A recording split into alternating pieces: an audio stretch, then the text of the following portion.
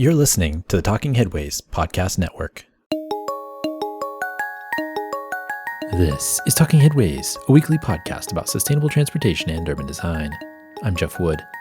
This week we're joined by Jacob Graham, a program manager for MoGo Bike Share in Detroit.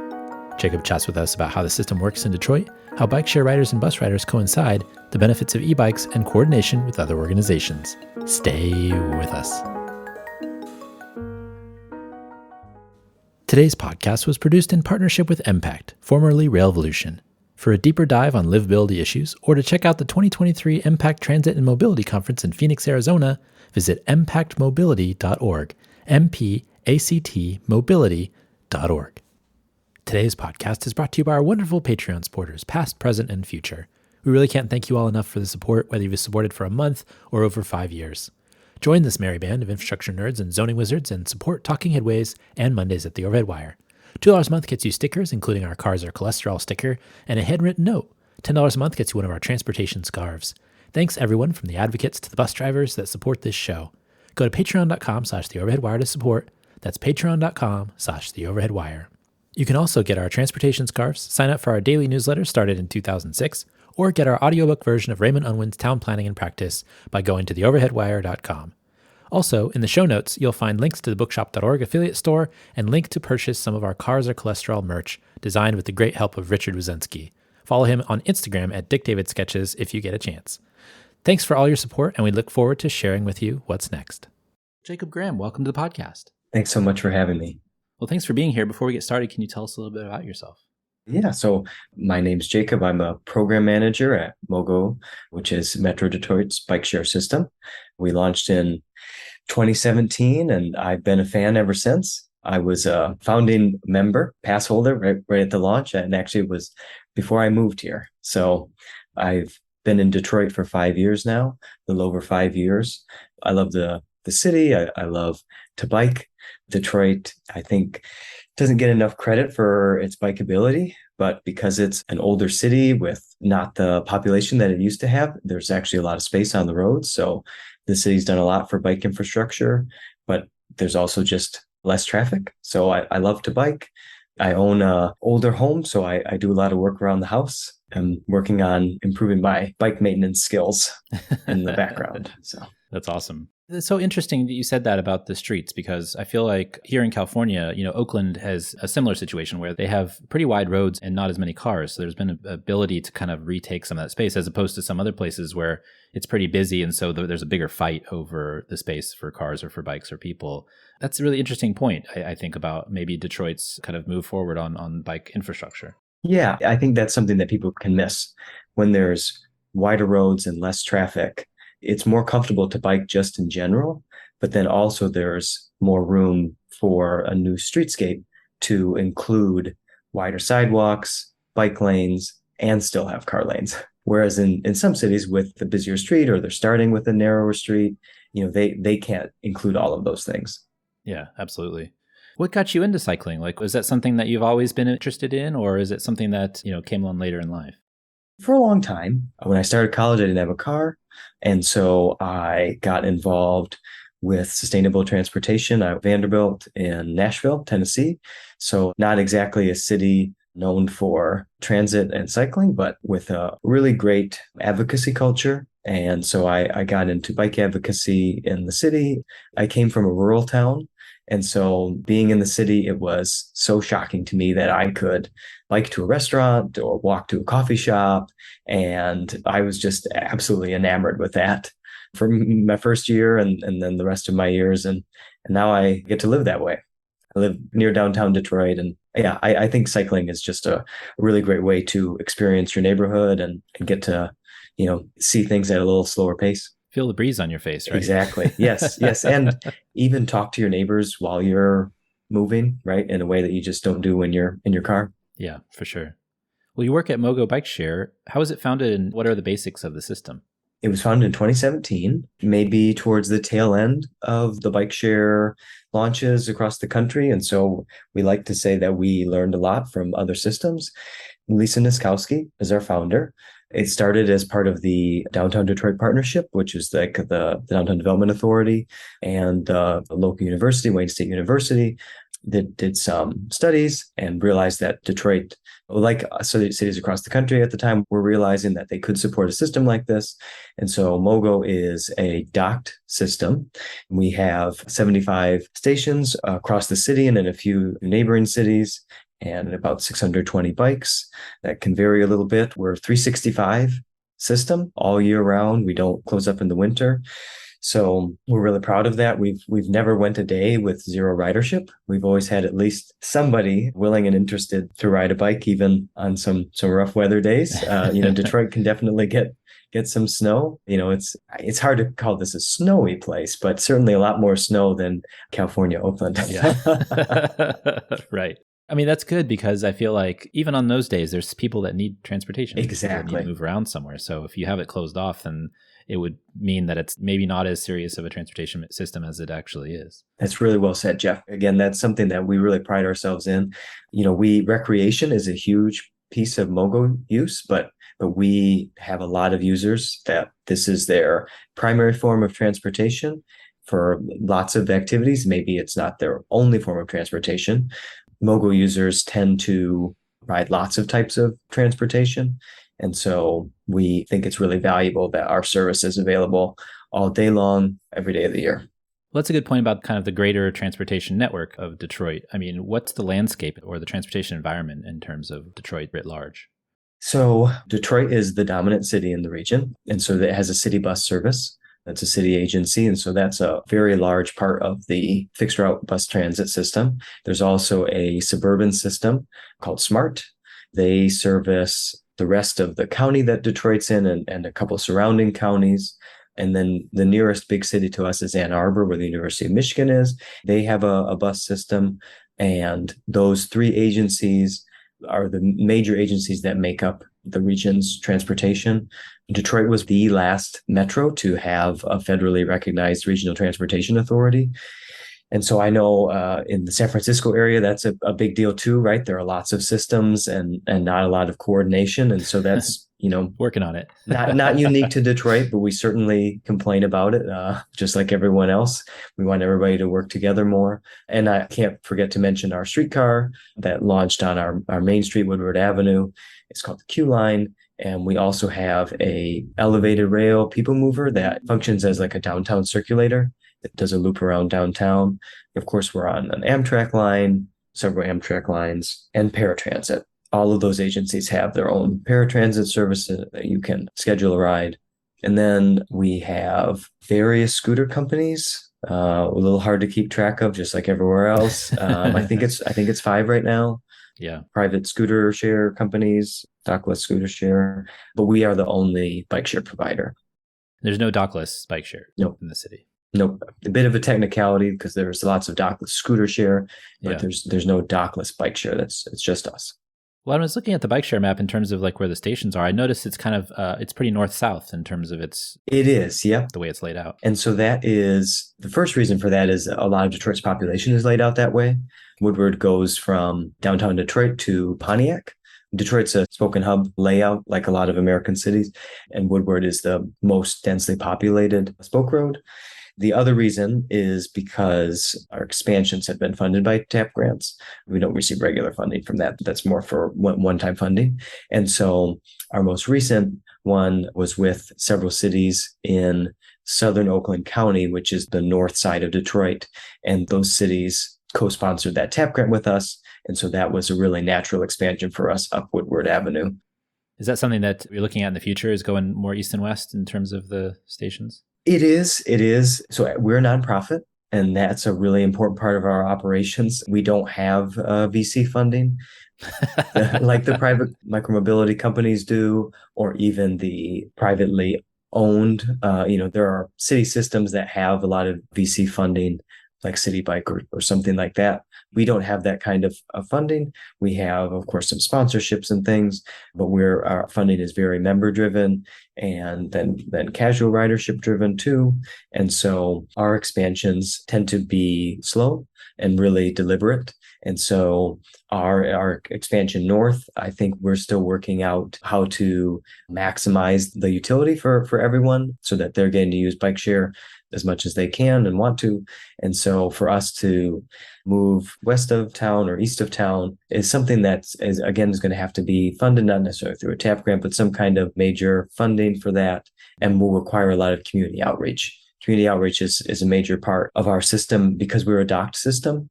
We like to say that a docked system is a very reliable system because our stations get placed and don't get moved very much. I can't say they never get moved because they do for construction or various things like that. If they're in a parking lot, the parking lot might get resurfaced, and so our station moves for a couple months.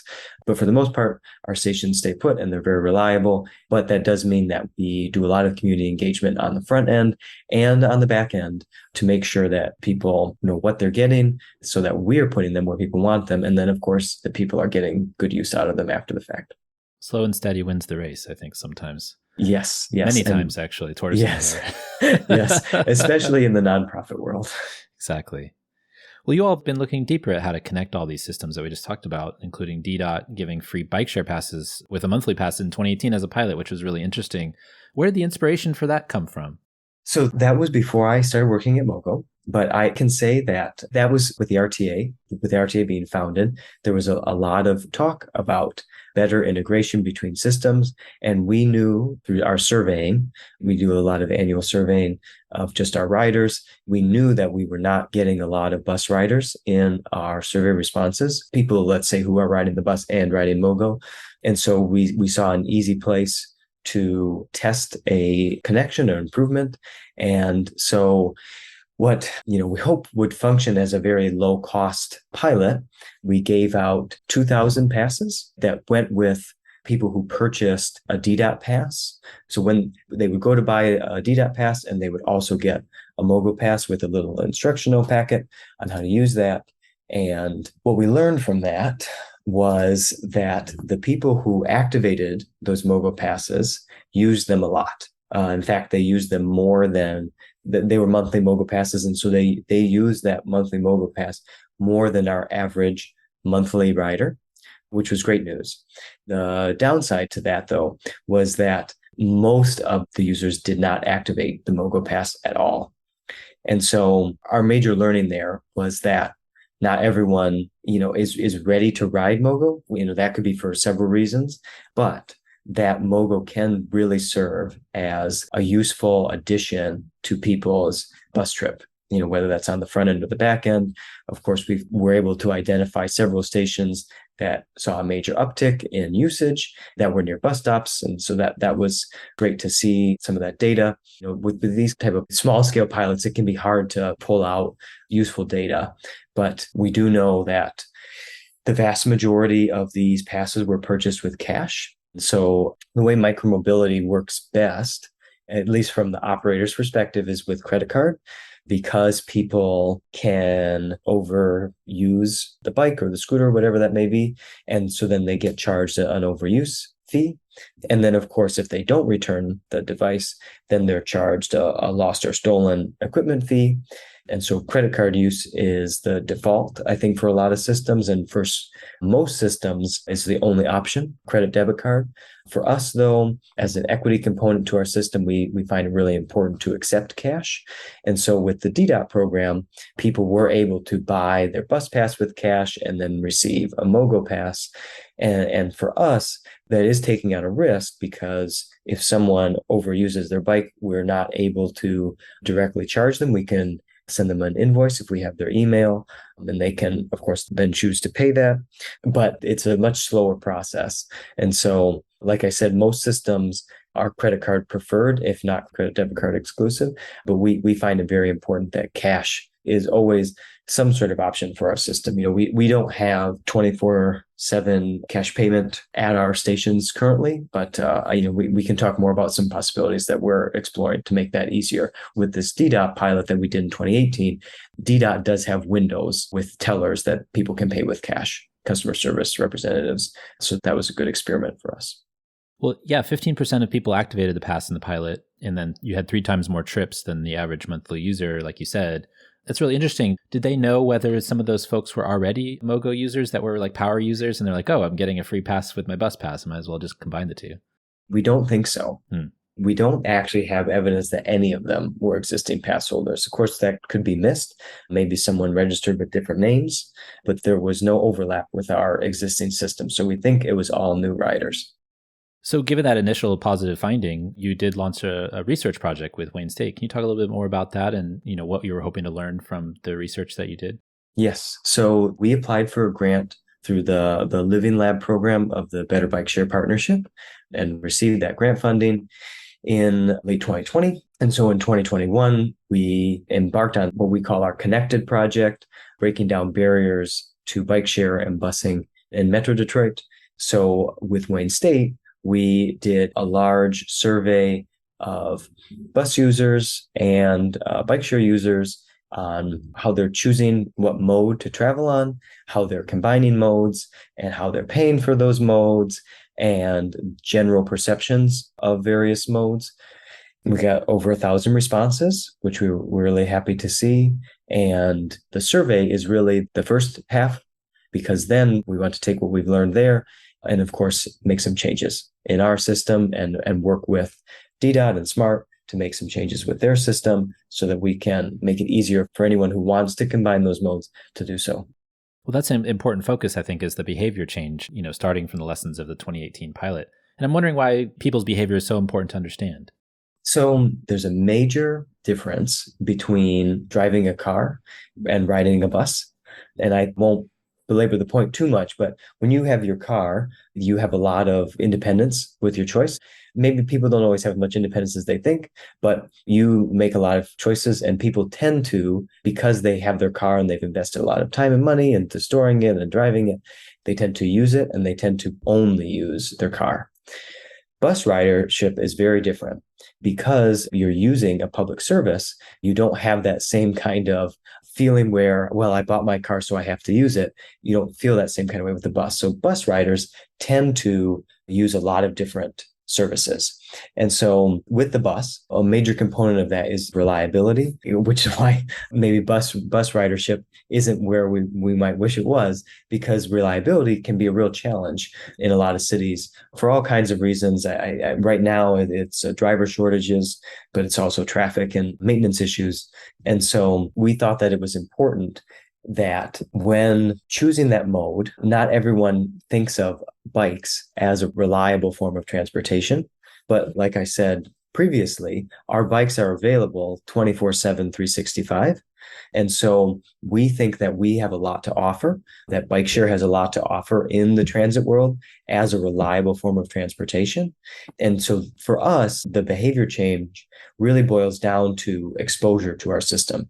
We regularly find through our surveying efforts that the best marketing devices that we have are our stations themselves. People are most likely to have heard about MoGo by seeing a MoGo station, more than any kind of marketing we can do. And so this project is really about showing bus riders that MoGo is an option instead of, let's say, having a long walk at the end of your bus ride, or having to ride a second or maybe even a third bus.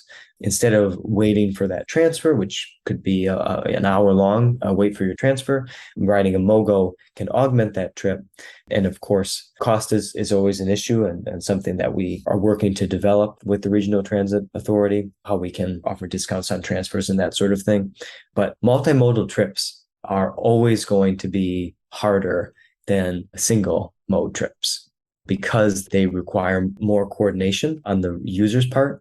Again, that's why people who drive really tend to get in their car, drive to where they're going, and get out of their car, and why park and ride lots tend not to be as successful as planners wish that they were, because cars really are a single mode vehicle, primarily a single mode vehicle, and our survey really reflects that.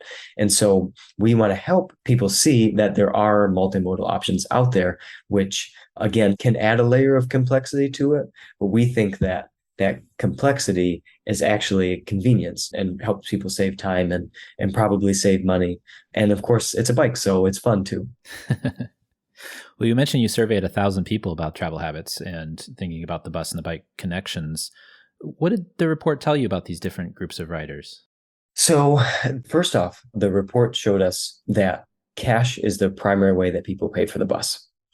And I think that it wasn't a surprise to us necessarily, but to see the numbers laid out so starkly was really important when we're thinking about people combining trip methods, because MoGo, like I said, and all micromobility that I'm aware of is credit debit card forward, whereas bus systems tend to be cash forward, and certainly DDOT and SMART in our region are very cash forward systems.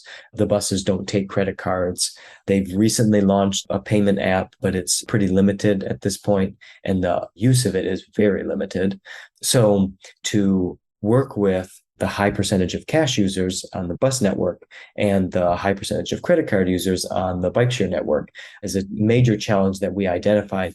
That was a bit of a surprise to us, the difference there. Something that was less of a surprise was the location of stations. We really found that a lot of bus riders did not know where the nearest MoGo station was to their bus stop. And so there's a couple of responses that we can make to that. Some of that is just signage, helping people through wayfinding, how to get to the nearest MoGo station, or vice versa, how to get from the MoGo station to the nearest bus stop.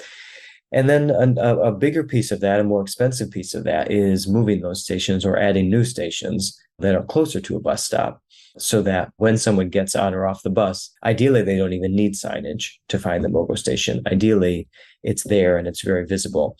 Of course, there are some limitations to that, because you can get on and off the bus, northbound, southbound, eastbound, westbound. I have to say, we're not very close to having a MoGo station on any set of four corners anytime soon.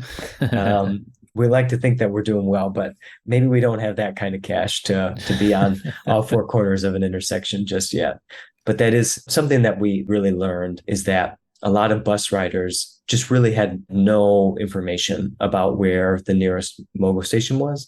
It's hard to drill down into maybe why they didn't have that, but we can really guess, and got a lot of open-ended responses that suggested that signage could help, but also really station placement or even adding new stations could really help with that. I was really interested to see, especially that, and I think this is kind of intuitive, but, more people that were already bike share riders are more likely to use transit than the transit riders are likely to use bike share. And that kind of connection, I mean, it's a little bit intuitive, because if you're already into the system and you're already, using it, you're probably already into active transportation generally. Whereas if you're a bus rider, maybe you're just taking the bus as a means of transportation, and it's not likely that you've maybe tried to do other things. But I found that an interesting finding, even if it is a little bit intuitive. Yes. When I alluded to that earlier, I can get into a little more specifics now. Sure. So bus riders tend to skew older. And of course, DDOT and SMART have been here long before MoGo was. And so I think, again, just that exposure to the system, a lot of people have been riding the same bus or buses for a long time and have a pattern that they're used to. And so they're not necessarily looking for a change. Whereas MoGo riders tend to skew younger and, of course, have found our system, which means that they're looking for new forms of transportation and are, I think we can make the leap a little bit that they're more interested in a variety of transportation methods. Like you identified in the report, Jeff, MoGo riders tend to ride lots of things, whether that's the bus or that's Uber Lyft or scooters or their personal car. MoGo users tend to ride lots of different modes of transportation, whereas car drivers have the least mode switching, and bus riders certainly have more mode switching than car drivers, but less than bike share. Another result that was interesting is that people of color and folks from low-income households are more likely to combine transit and bike share on a regular basis, despite some of the problems they might have found with usability or the ability to connect the two. That's another interesting finding as well. Yes, Detroit is a very Black city. And so that is something that we're constantly making sure that our system is as equitable as we can make it. And we're always looking to make it more equitable, whether that's based on race or economic status. Bike share riders, again, tend to skew younger and tend to skew whiter as well. And so we want to make sure that we're marketing our services to all people who might be interested. And we know that bus riders are some of the most transportation stressed individuals who have the least choice in the decisions that they make. And so we find it really important that, that's why we're doing this surveying, right? because we want to make sure that we know how we can get our bikes into the hands of those who need it. 80% of respondents felt that the current bus transit infrastructure provides good access to key destinations, while only 50% said the same thing about the bike share infrastructure. 80% sounds pretty good. Even 50% sounds pretty good to me. I'm wondering, is that skewed because of the folks that you're interviewing? Because I imagine that if 80% of people overall found that the bus went to, or the bike share went to where they wanted to go, then they'd probably use it more often. That's a really great point. Yeah, there's a lot that we might be able to infer from that question. I think that part of that is because that question is really not about level of service. That question is really about, does the bus go where you need it to go? And DDOT and SMART, particularly DDOT, are definitely respected for where they go to. In my neighborhood, for example, I have 5 different bus lines that I can comfortably walk to. And if I am in biking distance, I think it's more like 10 that I can comfortably bike to. So it's not really about the stop locations for the bus network. It's really about frequency and reliability. Whereas the MoGo docks are almost the opposite. Our bikes are very reliable and they're very available. But because each one of our stops requires expensive infrastructure, that limits the amount that we're able to put out there. The bus agencies are able to put a pole with a little sign on it and call that a bus stop, but that doesn't work for us. Right. But dockless systems, same way, they don't even have to bother with the sign. A dockless system, the scooter or the bike can be anywhere. And, whether that's good or bad, they can be anywhere. And so for us, we're not able to be everywhere like people do want us to be. And like the statistic you cited, Jeff, 50% think we have decent coverage for our stations. And in some ways, to me, I'm almost glad that's not higher, because I know that there are lots of places that we don't have bike share. And so if that number was 80%, that would almost be bad news for us, because that would show that there's not that much more demand out there. But we know there's that much more demand out there. We know that so many people want more bike share in more places. Whereas with the bus is already going to the vast majority of places that people want to go. For them, it's more about the service reliability and frequency. I feel like familiarity is like a barrier to any new experience, whether it's getting people on the bus or even a bike share system. And it's hard sometimes for people, including myself, to try out new things. Though I have been in bike share and scooter share and all kinds of stuff in different cities and even here in the Bay Area. But what's the key to getting people more familiar and more comfortable with a system that would ultimately be useful to them? Man, Jeff, I think every micromobility operator, that's the $1 million question. So MoGo certainly, but all of us have slightly different ways that you can access equipment. And we all try and learn from each other and are always trying to improve the messaging that we give people, which is maybe the easiest to iterate on, but also the hard mechanics of how things work. So for example, MoGo used to have a pass called the 24-hour pass. The problem with it is people think that they get to check the bike out for that whole period of time. And when they see that name and they're not familiar with how bike share might work or how public transit might work, right, which is different than private transportation. I mean, it's different than a car rental or a bike rental at a bike shop. A 24-hour pass for us when we launched meant unlimited 30-minute trips for a 24-hour period. And so that was a huge, huge problem for us. And we would get call after call after call of people thinking that they could ride their bike for, not usually for 24 hours, but for a long period of time. Right. And then they look at their credit card and they have all these overage charges. And so we've attacked that in 2 ways. One, we've moved away from the time-based titles. So like we have like a weekend pass right now, but we call it the Explore the City Pass. And so hopefully, and I say hopefully, but we have found that people are doing better with that now. But the other major change that we made, and that I think has been much more impactful, is that those rides, instead of being 30-minute rides, are 60-minute rides now.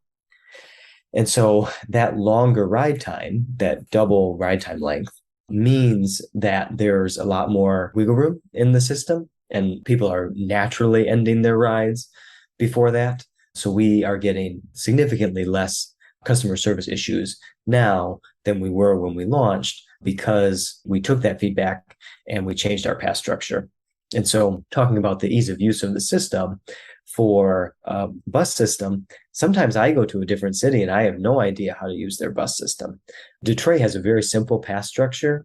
I think every ride on the fixed route bus is $2. Maybe some of the commuter, like park and ride buses, are more, but it's very straightforward. And in some cities, it can be very complex. I'm sure you've seen that.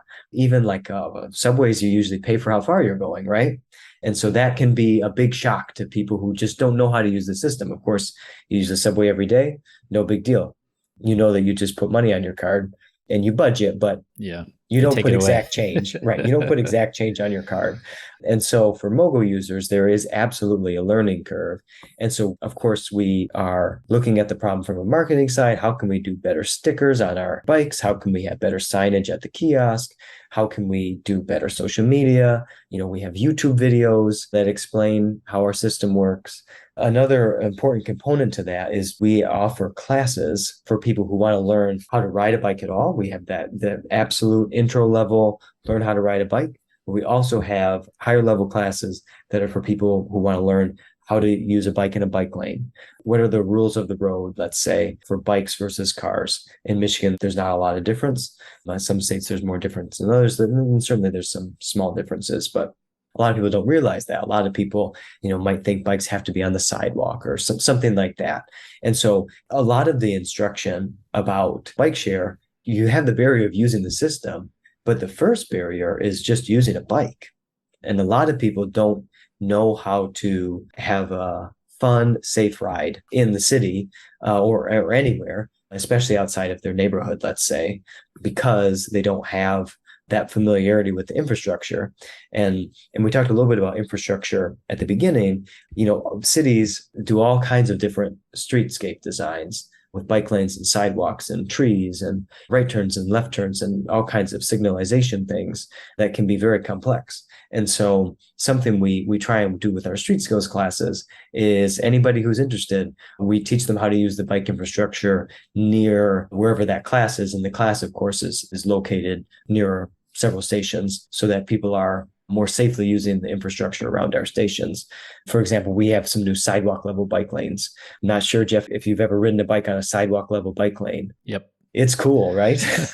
It's completely different than riding in the road. And you just, to be up on the sidewalk, but to also not be impeding on people walking or using wheelchairs and the sidewalk is a really cool thing. And people are really excited for that infrastructure in the city. And we're really excited that our bikes are near it. And so teaching people how to use our system, to understand the pricing structure, to understand the timing of it, to understand just the mechanics of how the bike goes in and comes out of the dock. Of course, there also needs to be education around then how to ride the bike. And fixed route bus transit has the same kinds of issues. Of course, getting on the bus, paying for the bus, that's an important thing that not everyone knows how to do. But when your bus stop is not very well marked, people have a hard time finding that bus stop and knowing, a lot of systems, you need to wave the bus down to get the bus to stop. Buses don't necessarily stop at every stop, maybe like a train does. And not everybody realizes that kind of thing. Or how to get off of a bus, right? You have to pull a cord usually on a bus, whereas you don't have to do that on the subway. Subway's going to stop at every station. And so there are intricacies with all kinds of public transit systems. I think bike share is relatively newer. I don't think of us as a very new system, especially not a new type of system anymore, but we are certainly newer than buses. And so people have had a lot of time to work out that messaging and, of course, just to learn it. And there are definitely still a lot of people out there who don't know how to use bike share and bikes. And we have a lot of room to grow for that. And of course, it's not just us, it's scooters and bike share all across the world. To put together a report, you also, worked with a bunch of other agencies. I'm wondering how maybe the connections between the folks that work in the same space generally improved during the process of doing this research and work. Yes, we've been really happy with our partnerships. with the Detroit Department of Transportation, DDOT, SMART, the Suburban Mobility Authority for Regional Transportation, the RTA, the Regional Transportation Authority of Southeast Michigan, the City of Detroit's Office of Mobility and Innovation, Wayne State University, and NUMO, the New Urban Mobility Alliance, is a national think tank organization. All of our local partners and some national partners. It's been really great to get people in the same room, usually virtually, which is a lot easier nowadays. Virtual meetings are really great for making commuting to meetings easier. So that's helped. But there's still a lot of things to be worked out. As I said, being the younger agency in the room means that a lot of those other systems don't quite know how we work. And so that can limit quick connections that we can make. And so a big piece of this component is just talking to each other and helping to each agency to learn more about how the other agencies work so that we might be able to better coordinate our services. Could other agencies around the country do a similar survey? And is there anything unique to Detroit that couldn't be replicated from what you all put together? Oh, no, I don't think so. I think this is a great exercise for anyone to do. Of course, ours was led by the bike share agency, MoGo. In other cities, there are other cities that, we try and stay top of who else is doing stuff like this. And so there are some other cities that maybe it's city led. A lot of cities have more municipal control over their bike share system. Detroit's is an independent nonprofit. MoGo's an independent nonprofit. So that puts our seat at the table a little bit differently than a system where the bus agency is the operator for the bike share, which, that maybe is easier for them to have a meeting, right? When their offices are in the same building or something. Right. But yes, I think that a lot of cities would benefit from bringing their transportation providers together more often, and of course including all types of micromobility that are interested, and of course the providers that have been around for a really long time. Like I said, it can be hard to introduce a new type of travel to anybody, someone on the street or the director of a bus agency. And so it just takes time and exposure, and having someone get to take a bike for a ride can really open a lot of eyes. Speaking of new technologies for travel, you all have e-bikes? Yes, we do. So the last few years, we've been adding e-bikes to our system. We're up to about 90 e-bikes, I think. So still a relatively small part of our fleet.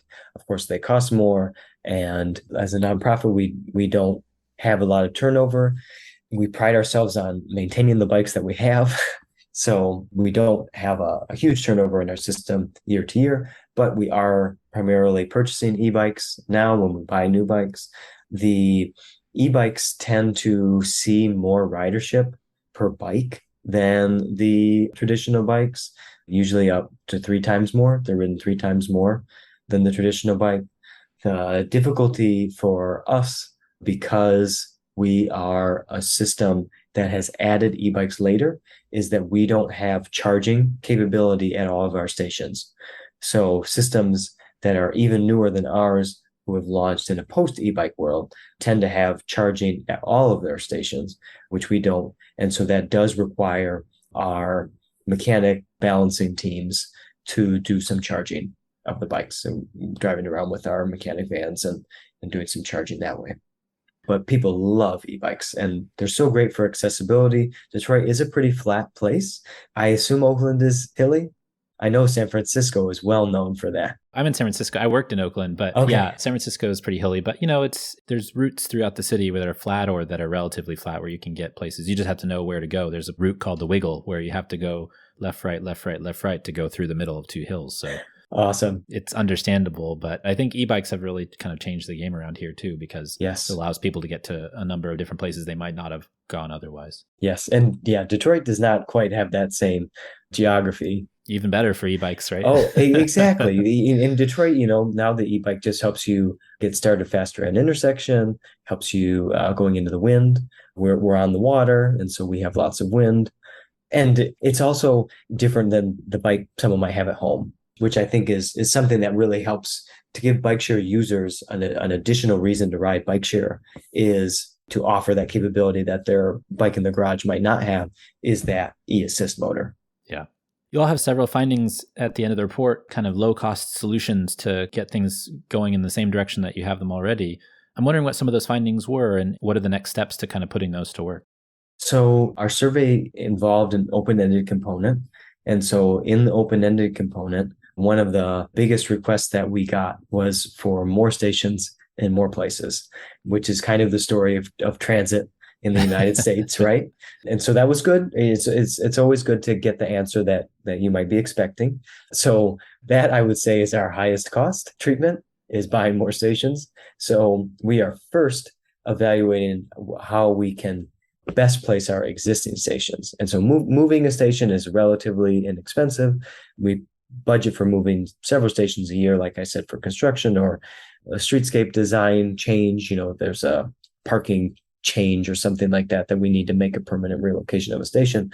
And so we're undergoing a station analysis right now for optimizing our stations, both from an equity lens and from specifically a transit lens. And then, of course, this is our first big analysis of our station location since we launched in 2017. So this is kind of a post-COVID realignment as well. I noticed wayfinding was in there. Yes. What's the importance of wayfinding and how can you improve it? So wayfinding is definitely our least expensive treatment that we're working on. So we think of wayfinding as signage to get people to and from the bus stop, but it's also about the signage on our stations, making sure that people understand how to use the bike and then where to go. We use the transit app as our primary way that people find MoGo stations and buy passes for them as well. And so we work really hard to make sure that our station signage aligns well with the transit app. Of course, digitally, we're able to iterate on that a little bit more. And so as part of this project, we're updating some of our station stickers to help people get bikes more smoothly. Because like anything, what's simple to me when I know how to do it is not necessarily simple to someone who walks up and is experiencing a new service. Right. That's always fun to try to learn something new. But when you learn it and you know it, then it's easy to explain to other people. Yes. Bus riders, like we saw in our survey, they tend to stick to their mode more than bike share users. And so we're really hoping that we can continue to find advocates who are bus riders and bike share riders and can help us spread the message that they work well together. Yeah. Well, where can folks find out more about the report and maybe learn more about MoGo? So our website is mogodetroit.org. On our website, you can find a map of our stations, mogodetroit.org/maps/system map. You can find the report under programs. The direct URL is mogodetroit.org/mogoforall/connected. Of course, some of our other programs that you might want to take a look at are our street skills classes, as well as our adaptive cycling options, where we have tandems and tricycles and hand cycles in 2 locations, one downtown at the Riverwalk and one in Southern Oakland County in Ferndale, where people are able to rent those more accessible equipment, people of all different abilities. And that system works a little bit differently than our Tulo system. So you can find more information about that on the website as well. We do also have all the social media that you might expect, Facebook and Instagram and even TikTok and Twitter. Nice. I hope folks get to check it out. Jacob, thanks so much for joining us. We really appreciate your time. Thank you, Jeff. Thank you so much for having me.